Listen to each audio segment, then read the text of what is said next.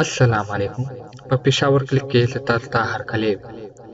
زه تاسو ته نن یو وړه غونډه کې کیسه کوم چې مات زړونه به څنګه جوړ کړو. یوه ښځه په لاره روانه وه چې ګوري یو هلک په لاس کې لرګي نیولي دي او په ځمکه ناست دی او نقشه جوړوي. ښځې ورته ویل ماشومه څه کوې؟ هلک ورله جواب ورکړو چې جنت جوړومه او په څو ټوټو یې ویشم. ښځه چې کم ده موسکی شوه، ویلې یو ټوټه په څو خرڅوې؟ هلک ورته ویل چې زما 20 ریالو ته ضرورت دی.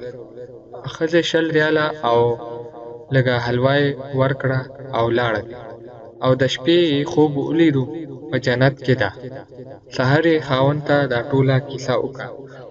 خاوند چې خبرې واورېدې نو جنت یې ارزانه وموند او په ډېر په تېزۍ سره مغازې ته روان شو.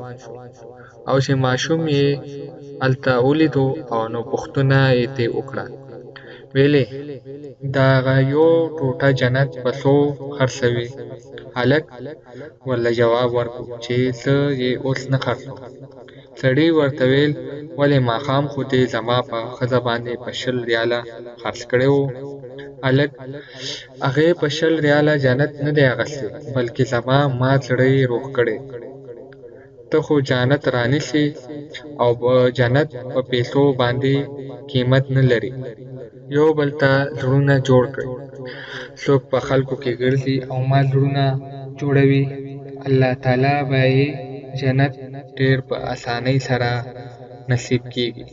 الله تعالی دې موږ له دا توفیق راکړي چې موږ مات زړونه جوړ کړو. امید لرم چې دا ویډیو به مو خوښه شوي. زموږ دا ویډیو لایک کړئ او خپلو ملګرو سره یې شیر کړئ. د راتلونکي ویډیو لپاره تاسو نه اجازت غواړم. د الله په امان.